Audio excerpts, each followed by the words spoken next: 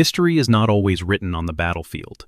Sometimes, its entire course is altered in a quiet room, with a pen, a piece of paper, and a question. In May of 1945, with the Third Reich in ashes, the world believed it knew how the war was won. It was won with soldiers, with strategy, with sacrifice. But they were wrong. They understood the how, but not the why. The true secret, the weapon that had been hiding in plain sight, was about to be revealed not by a hero, but by the very man who had armed America's greatest enemy. This is the story of how one interrogation didn't just end a war, but defined the next half-century of global power. It's the story of a shocking discovery that America itself didn't even realize it possessed. If you believe some stories are too important to be forgotten, prove it. Share this video with someone who needs to hear it, and subscribe so these pivotal moments in history never fade away. The air in the interrogation room at Flensburg Castle was a heavy, stagnant thing. It clung to the woolen uniforms of the American officers and seemed to absorb the weak afternoon light struggling through the Gothic windows. For Paul Nitze, a man accustomed to the clean, sharp lines of Wall Street finance, the environment was an oppressive mix of medieval gloom and modern decay. He was not a soldier. He was a vice chairman of the U.S. Strategic Bombing Survey, a team of analysts and economists dispatched to the corpse of Germany to perform an autopsy. Their mission? To quantify victory, to put a number on the effectiveness of the Allied air campaign that had leveled cities and crippled a nation. And across the table from him sat the most valuable piece of evidence they had found, Albert Speer. Speer was not a monster in the way Nitze had imagined. There were no frothing rants, no wild, hateful eyes. Instead, there was a disarming, almost academic calm. Dressed in a worn but well-kept suit, the former Minister of Armaments for the Third Reich looked more like a university professor than the architect of a war machine that had consumed millions of lives. He was polite, articulate, and unnervingly cooperative. He corrected his translators, offered his interrogators tea, and discussed the systematic destruction of his own country's industry with a detached, analytical precision. It was this very composure that put Nitze on edge. It felt like a performance, a carefully constructed facade for a man who knew he was staring at a noose. The questions were relentless, a barrage of data points. What was the effect of the Schweinfurt raid on ball-bearing production? How did the bombing of the Leuna chemical plants impact synthetic fuel output? Nitze, with his mind for numbers and systems, led the charge. He watched Speer's hands, long, elegant, the hands of an architect, as they occasionally gestured, sketching invisible diagrams in the air. Speer would lean forward, his eyes locking with Nitze's, and provide answers. Detailed answers. He had charts, production tables, and statistics, many of them committed to memory. He gave them numbers, percentages, timelines. He was, in essence, giving them exactly what they had come for, confirmation that their bombs had worked, that their strategy had been sound. But as the hours turned into days, a strange dissonance began to creep into Nitze's mind. Speer's answers were too clean, too perfect. It felt less like an interrogation and more like a guided tour, with Speer himself as the curator of his own failure. Something was missing. There was a deeper truth lurking beneath the surface of the data, a piece of the puzzle that Speer was holding back, or perhaps one that the Americans weren't even smart enough to ask for. To understand the weight of that room in Flensburg, you have to understand the world of May 1945. It was a world breathing its first ragged gasps of peace in Europe. Cities that had stood for 1,000 years were now just fields of brick dust and twisted steel. The scale of the devastation was biblical. For the victors, particularly the United States, it was a moment of profound and somewhat bewildering triumph. America had entered the war as a sleeping giant and had awoken with a terrible, decisive fury. But now, in the eerie silence after the storm, the question lingered. How, exactly, had they done it? How had a nation so committed to isolationism, with a military smaller than Portugal's in 1939, managed to project its power across two oceans and bring two empires to their knees? This question was the entire reason for the U.S. Strategic Bombing Survey. It wasn't just a military exercise, it was an economic one. President Roosevelt had commissioned it to be a brutally honest accounting. He wanted to know if the immense cost in lives and treasure spent on the air war had been worth it. Had bombing factories truly been more effective than sinking submarines or breaking armies in the field? The men chosen for this task were not generals, but civilian analysts, industry titans, and economists. They were men like Paul Nitze. Nitze was the quintessential outsider. A Harvard-educated investment banker from Dillon Read & Co., he thought in terms of systems, logistics, and return on investment. War, to him, was the ultimate, albeit horrifying, economic problem. He had left his lucrative Wall Street career to serve in Washington, where his genius for logistics and resource management quickly became apparent. He wasn't interested in battlefield glory. He was interested in the supply chains that made glory possible. He wanted to understand the enemy's industrial anatomy, to find its pressure points and vital organs. He believed that modern wars were won and lost not by soldiers, but by factory workers, not by courage, but by spreadsheets. This journey into the heart of a defeated Germany was, for him, the ultimate case study. He was there to dissect the Nazi war economy and write its obituary, proving his theories correct. He, and everyone on his team, walked into Germany with one fundamental assumption: that they would discover German weakness. They were there to find the fatal flaws, the production bottlenecks, the strategic errors that had led to the Reich's collapse under the weight of Allied bombs. They were the victors, coming to study the vanquished. Before he was a prisoner in Flensburg Castle, Albert Speer was the closest thing the Nazi regime had to a magician. He was Hitler's first architect, the man tasked with redesigning Berlin into Germania, a world capital of monstrous, intimidating proportions. But his true, and far more terrifying, genius lay not in stone but in steel. When Hitler handed him control of the Ministry of Armaments and War Production in 1942, the German war effort was sputtering.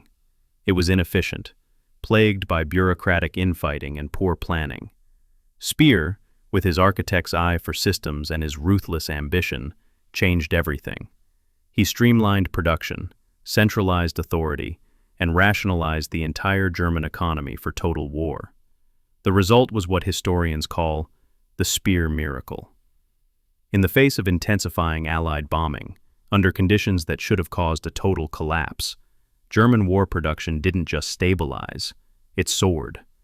Between 1942 and mid-1944, tank production increased sixfold, fighter plane manufacturing quadrupled, ammunition output skyrocketed.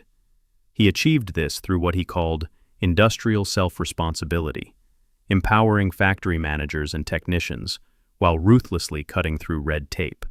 He used slave labor from conquered territories on a horrifying, unprecedented scale, working millions to death to feed the insatiable hunger of the front lines. He was a man of chilling contradictions, a cultured intellectual who could discuss art and philosophy for hours, and a cold-blooded pragmatist who saw human beings as mere components in a vast, industrial machine. This was the man Nitze was facing, not a wild-eyed fanatic, but a master of logistics, a peer. Speer knew his value. He knew that the Americans were there to learn, and he was the only one left who could teach them. As the interrogations wore on, he presented himself as a technocrat, a non-political figure who had simply done his job with terrifying efficiency.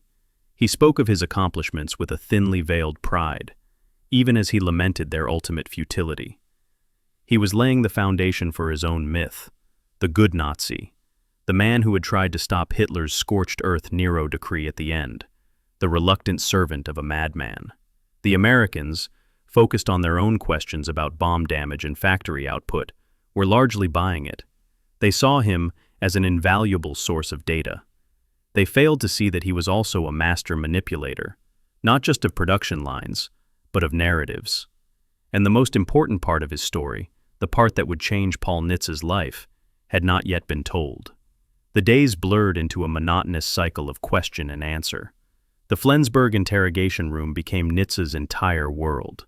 He and his team, including men like George Ball and John Kenneth Galbraith, would huddle before each session, planning their lines of attack. They would enter the room armed with reconnaissance photos, damage reports, and production estimates. They were like prosecutors building a case. "Herr Speer," Nitze would begin, his voice steady and clinical.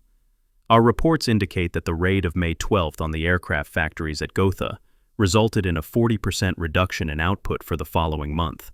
Can you confirm this?" Speer would listen patiently, a faint, almost pitying smile on his lips. He would then reach for his own papers, or simply consult the vast archive of his memory. "No, Mr. Nitze, that is incorrect," he'd reply, his German precise and formal. The disruption was significant, yes, but we had dispersed key component manufacturing weeks earlier. The actual production dip was closer to 22%, and it recovered within 3 weeks. Your bombers hit the assembly halls, which were easily repaired. They missed the engine works 2 kilometers to the north. That was the real target. Again and again, this pattern repeated. The Americans would present their understanding of events, and Speer, the defeated enemy, would correct them. He wasn't just cooperating, he was tutoring them on their own war. A quiet frustration began to build within the American team. They were the victors. They had the ultimate proof of their success: unconditional surrender. Yet in this room, they were constantly being put on the back foot, their intelligence questioned, their assumptions dismantled by the very man they had defeated. Was he lying? It didn't seem so. His numbers were too specific, his logic too sound. When cross-referenced with their own fragmented data, Speer's accounts often proved to be more accurate. He was a walking, talking database of the German war economy. Nitze, more than anyone, felt the cognitive dissonance. He was a man who trusted data above all else, and the data Speer was providing was painting a disturbing picture. It suggested that the strategic bombing campaign, while damaging, had been far from the knockout blow they believed it to be. The German war machine, under Speer's guidance, had been a resilient, regenerating beast. It had adapted, dispersed, and continued to produce right up until the final, crushing land invasions. This realization was unsettling. It challenged the entire premise of their mission. If the bombs hadn't been the decisive factor, what had? Nitze would look at Speer, this calm, calculating figure, and wonder what game he was truly playing. A deliberate pause in the narration. The screen shows a close-up of Speer, his expression unreadable, then cuts to Nitze, deep in thought, staring at a chart. It's a chilling thought. The man who armed the Third Reich, now calmly trading information to shape his own legacy. What do you think was going through Speer's mind? Was it genuine cooperation, or the ultimate act of self-preservation? Let us know your thoughts in the comments below. The turning point came on a gray, drizzly afternoon, during the second week of the interrogation. The topic had shifted from specific raids to a more general discussion of overall economic strategy. Nitze, trying a new angle, posed a broader question. At what point, Herr Speer, did you know that the war was lost? Was it Stalingrad? The landings in Normandy? The Battle of the Bulge? The American team leaned in. This was a psychological question, a departure from the dry data. They expected an answer rooted in military defeat or a loss of faith in the Führer. Speer leaned back in his chair, steepling his fingers. He was silent for a long moment, not for dramatic effect, but as if genuinely consulting a specific memory. "None of those," he said finally, his voice quiet but firm. "I knew the war was lost in the late spring of 1942. A confused silence fell over the room. 1942? The Americans exchanged glances. In 1942, Germany was at the absolute zenith of its power. The swastika flew from the French coast to the outskirts of Moscow. The U-boats were strangling Britain. The American military was still a fledgling force, struggling to get on its feet. To suggest Germany had already lost then was absurd. It sounded like the nonsensical claim of a broken man. George Ball, ever the skeptic, couldn't help but interject. "Herr Speer, with all due respect, In 1942, your armies were triumphant on every front. How can you possibly say you knew the war was lost? Speer turned his gaze to Ball, then back to Nitze. The faint, pitying smile returned to his lips. "You are thinking of battles," he said. "I was not a general. I was an economist. My job was not to look at the front lines. My job was to look at the production lines." He paused, letting the statement hang in the air. And the numbers I was looking at were not just my own. This was the moment, the subtle shift. He wasn't talking about German production anymore. He gestured to one of his aides, who produced a worn leather-bound folder. From it, Speer pulled out a series of meticulously hand-drawn charts. He slid one across the table towards Nitze. Nitze picked it up. It showed a graph with two lines, one in black ink, one in red. The black line, labeled Deutschland, showed a steady, impressive rise in aircraft production. But the red line, labeled USA, was terrifying. It wasn't a line, it was a rocket launch. It started low, almost flat, in 1940 and 1941. But in 1942, it went nearly vertical, shooting past the German line and continuing upwards into a realm of production Speer could only dream of. The Americans in the room stared at the chart, then at Speer, in stunned silence. The question was unspoken but hung in the air like a physical presence. How in God's name did he have these numbers? This was the plot twist. The moment the interrogation turned on its head. Paul Nitze stared at the graph, his mind racing. The numbers were shockingly accurate. In fact, they were more comprehensive and clearly synthesized than some of the reports circulating within the U.S. government itself. "Where?" Nitze asked, his voice barely a whisper. "Did you get this?" Speer looked at him, the mask of the prisoner falling away, replaced by the pride of a master craftsman explaining his trade. "From you," he said simply. "It was my primary intelligence task. My agents, my analysts. We didn't just count our tanks. It was far more important to count yours. We read your newspapers, your trade journals. We analyzed your company reports, your congressional budget hearings. You Americans, you are so open. You publish everything. You announce your production goals. And at first, we laughed. The numbers President Roosevelt announced were so fantastic, so astronomical, we thought it was just crude propaganda." He leaned forward, his voice dropping, drawing them in. But then the reports started coming in. We would sink a Liberty ship, and our intelligence would find that you had laid the keels for 6 more the same day. We would shoot down a squadron of B-17s, and we would read in a Detroit newspaper that the Willow Run factory was rolling 1 bomber off the assembly line every hour. It was then that I knew. He tapped the graph with his finger. "You see, war is not just a matter of will or ideology. It is a matter of mathematics, a matter of steel, of aluminum, of oil, of man-hours. We could have a brilliant general win a great victory, destroying an entire American armored division. And it was a tragedy for you, but it was a catastrophe for us, because we knew that for every 1 tank we destroyed, you had 10 more rolling off an assembly line in a place called Michigan that we could never, ever touch." The revelation washed over the room, stunning the American team into silence. They had come to Germany to learn about German weakness, but Speer was showing them a vision of American strength so profound, so overwhelming, that they themselves had never fully grasped it. He explained that Germany was a finely tuned race car, built for short, brilliant sprints. But America, he said, was not a car. It was a continent-sized, unstoppable locomotive.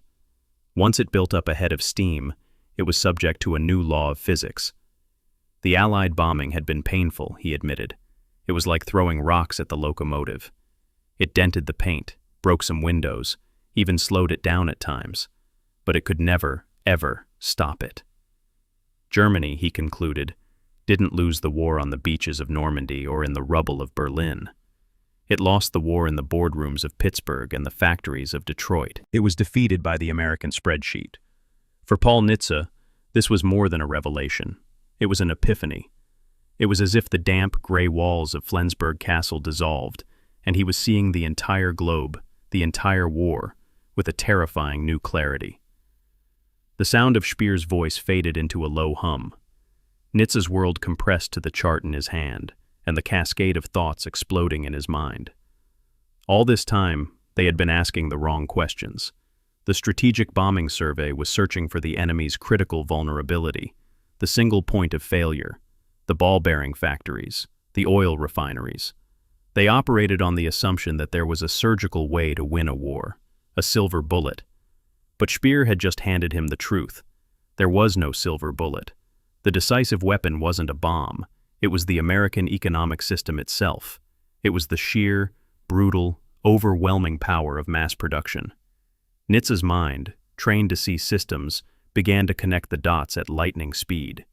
He saw the Kansas wheat farmer, the Texas oil roughneck, the Detroit auto worker, the California shipbuilder, all as soldiers in a different kind of army, an army whose force was measured in gross national product. He finally understood the true meaning of the phrase, arsenal of democracy. It wasn't a slogan. It was a literal, quantifiable weapon of immense power. The ability to lose 1,000 planes and replace them in a month. The ability to build ships faster than the enemy could sink them. This wasn't just a military advantage. It was a new paradigm of global power. It was the power to absorb devastating losses and continue to escalate. The power to simply outproduce an enemy into oblivion. In that moment, Paul Nitze's entire worldview was reforged.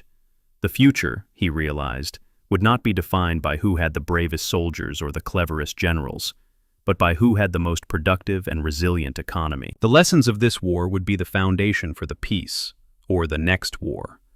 He looked up from the chart and saw Speer not as a defeated Nazi, but as a ghost of Christmas future, a messenger from a rival system that had failed. And in that same instant, the shadow of a new rival flickered in his mind, the Soviet Union. Another vast continental power, another system built on a different economic theory. The coming conflict, he instinctively knew, would not be a hot war of tanks and planes, not at first. It would be a new kind of struggle, a long, drawn-out contest of production, sustainability, and economic strength. It would be a Cold War. The strategy couldn't be to defeat the Soviets in a single battle, but to contain them, to outlast them, to demonstrate so overwhelmingly the productive superiority of the free market system that their own would eventually collapse under its own weight. The blueprint for the next 50 years of American foreign policy was being born right there, in his mind, in that cold, quiet room. When Paul Nitze walked out of Flensburg Castle for the last time, the drizzly afternoon air felt different. The war in Europe was over, but for him, a new, longer, and more complex struggle had just been revealed. The Strategic Bombing Survey would publish its official findings, filled with charts and statistics about bomb tonnage and factory damage. It would be a useful, but ultimately secondary document. The true discovery, the one that mattered, was locked away in Nitze's mind. It was the Speer epiphany. America's greatest weapon was its economy. This singular insight became the pole star of his long and influential career. He returned to Washington not as an analyst, but as a strategist of the highest order. When he was tasked in 1950 to be the principal author of a top-secret policy paper, a document that would become known as National Security Council Paper 68, or NSC 68. The lessons from the Speer Interrogation were its intellectual bedrock. NSC 68 became the foundational blueprint for America's Cold War strategy. It called for a massive military and economic buildup to counter the Soviet Union. But its core argument was pure Nitze, a direct echo of Speer's charts. The United States, it argued, could afford this massive expenditure and maintain a thriving civilian economy at the same time. The Soviets, with their inefficient centralized system, could not. The strategy was to force them into an arms race that their economy could not sustain. It was a plan to win the Cold War not by fighting it, but by making the other side bankrupt itself preparing for it. It was the locomotive versus the race car, played out over a generation. Decades later, as an arms control negotiator with the very same Soviets, Nitze would sit across the table from his adversaries, but he would see them through the lens of 1945. He knew, with a certainty born in that castle room, that their system had a ceiling. He knew their braggadocio about production was a facade, just as Speer's had been. He pushed for treaties from a position of profound, unshakable confidence in America's underlying economic power. The story of Paul Nitze and Albert Speer is a forgotten hinge of history. It's a testament to the fact that the most powerful truths are not always found in the thunder of cannons, but in the quiet whisper of numbers. It was in a defeated man's confession that a victor finally understood the true nature of his own strength. A strength so vast, it had been invisible to those who wielded it, but terrifyingly clear to the man who was crushed by it. And that knowledge, unearthed from the ruins of one empire, would go on to build and sustain another for the rest of the century.